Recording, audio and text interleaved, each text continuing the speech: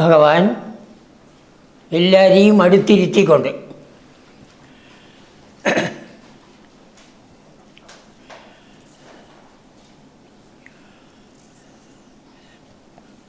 കുട്ടികളെയും വയസ്സന്മാർ കൂട്ടുകാർ എല്ലാവരും പല തരത്തിലുള്ള ലീലകളിൽ ഏർപ്പെട്ടു. കേളിലാപാതിലോലേ, പല തരത്തിലുള്ളതായ കേളി ലീലകൾ.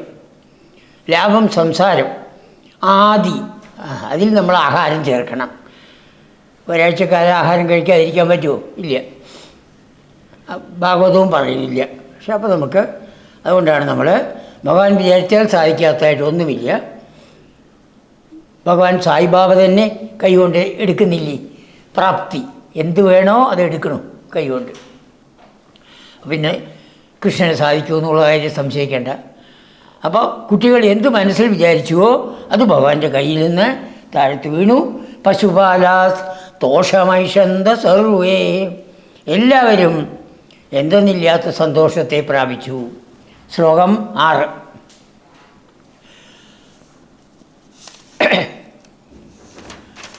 പല ഗോപന്മാരെ പല തരത്തിലുള്ള ആൾക്കാരാണല്ലോ. ചിലവർ നല്ല ഈശ്വര വിശ്വാസമുള്ളവർ, ചിലവർ ഈശ്വര വിശ്വാസം ഇല്ലാത്തവർ. അതാണ്. അപ്പോൾ ഈശ്വര വിശ്വാസം ഉള്ള ഗോപന്മാർ പറയണു അതിമഹാൻ ഗിരിഹി, ഈ പർവ്വതം എത്ര വലുതാണ്. പക്ഷെയോ ഏഷതു, ഈ കുട്ടിയാകട്ടെ വാമകേ കരസരോരുഹി, തൻ്റെ ഇടത്തെ കൈകൊണ്ട് തം ധരതേ ചിരം. ഇപ്പം എത്ര നേരമായി ഇങ്ങനെ പിടിച്ചുകൊണ്ടിരിക്കുന്നു.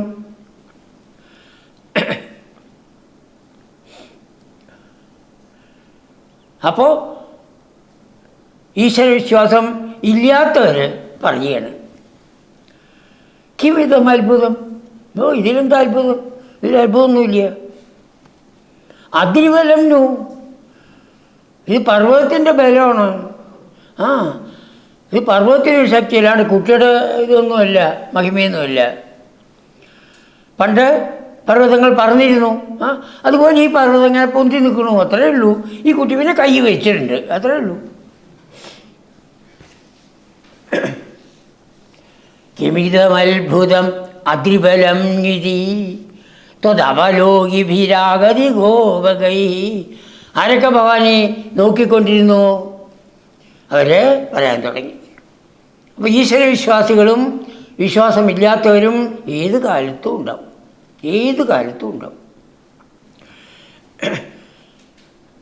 ജീവിതം ധന്യമാവുന്നത് ഈശ്വരവിശ്വാസികളുടെ മാത്രം. മറ്റവർക്ക് എന്ത് പണമുണ്ടായിട്ടും എന്ത് പദവി ഉണ്ടായിട്ടും കാര്യമില്ല. തൻ്റെ ഉള്ളിലിരിക്കുന്ന ആ പരമാത്മാവിനെ അംഗീകരിക്കുന്നില്ല അവർ. ആ അംഗീകരിക്കുന്നവർക്ക് പൂർണ്ണമായ സമാധാനം കിട്ടൂ. മനസ്സമാധാനം വേണ്ടേ? ആ മനസ്സമാധാനം വേണമെങ്കിൽ ഈശ്വരവിശ്വാസം വേണം. ഇപ്പം ഇവിടെ തന്നെ നമ്മൾ കണ്ടില്ലേ, 2 തരം കൂട്ടരുത്. ഒരു കൂട്ടരെ എന്തെന്നില്ലാത്ത അതിശയത്തോടുകൂടി പറയുന്നു, ഈ കുട്ടി ഇടത്തേക്ക് കൊണ്ട് പിടിച്ചിരിക്കണു, എത്ര വലിയ പർവ്വതമാണിത് എന്ന അത്ഭുതത്തോട് പറയുമ്പോൾ മറ്റവർക്ക് അതിൽ അത്ഭുതമില്ല.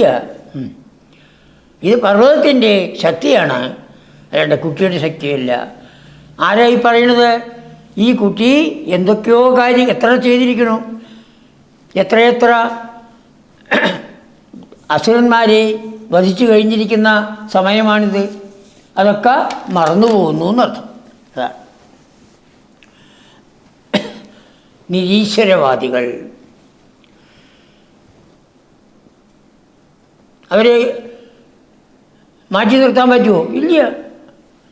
അത് ലോകമുള്ള കാലത്തോളം ഈശ്വരവാദികളും ഉണ്ടാവും, നിരീശ്വരവാദികളും ഉണ്ടാവും. അതിന് സംശയം വേണ്ട. ആ നിരീശ്വരവാദികൾ അവർക്ക് സുഖം വേണം പറയാം, അതൊന്നുമില്ല. അതിനുവേണ്ടി മാത്രം പരിശ്രമിച്ചു കൊണ്ടിരിക്കും. സമൂഹത്തിൻ്റെ കാര്യത്തെക്കുറിച്ച് അവർ ചിന്തിക്കുന്നതേയില്ല. അതാണ്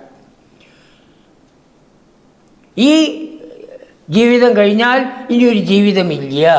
അതാണ് പുനർജന്മത്തിനെ കുറിച്ച് അവർ വിശ്വസിക്കുന്നില്ല. ജാതകമെന്നുള്ളതൊന്നും അവർ വിശ്വസിക്കുന്നില്ല.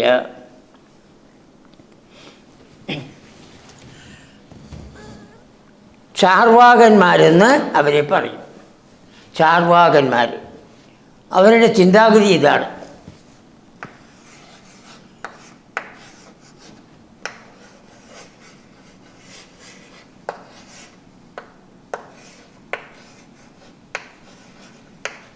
യാവജ്ജീവേ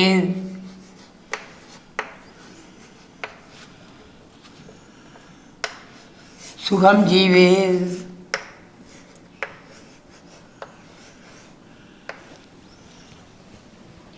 ഋണം കൃത്വാ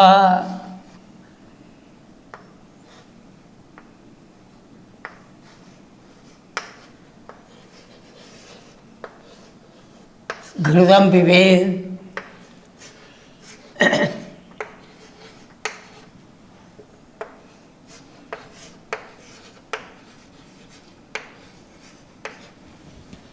ഭസ്മീഭൂതസ്യ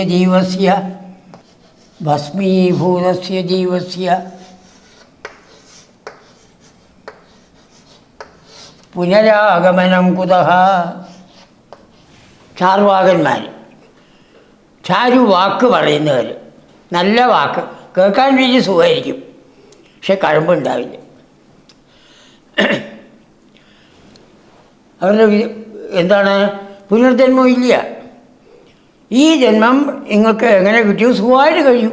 യാവത് ജീവേ, എത്ര കാലം ജീവിക്കുന്നുവോ സുഖമായിട്ട് ജീവിക്കും. അപ്പോൾ രണ്ടുപേര് തമ്മിൽ സംസാരിക്കുകയാണ്. ഒരാൾ ചോദിച്ചു, എന്താ സുഖം തന്നെയല്ലേ? ആ സുഖം തന്നെ, എങ്ങനെ പോണു?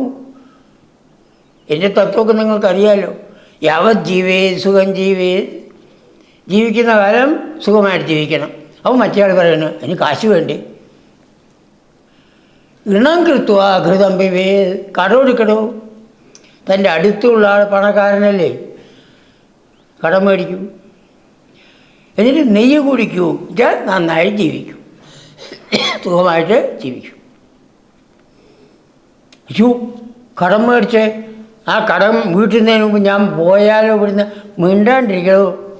ഭസ്മീഭൂതസ്യ ജീവസ്യ, നാളെ നമ്മളൊക്കെ ഭസ്മാവാൻ പോകണു. പിന്നെ രാഗമനം കുതക, പിന്നെ തിരിച്ചു വരുന്ന ആര്?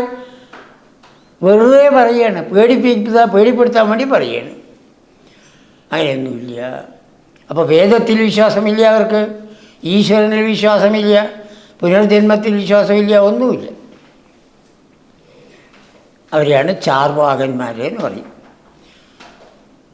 നന്നായിട്ട് വാക്ക് പറയാൻ മിടുക്കന്മാരായിരിക്കും, അത്രയും. ഇങ്ങനെ ആവാൻ പാടില്ല. ഈശ്വരവിശ്വാസം മുന്നിൽ നിൽക്കണം. ഇതാണ്,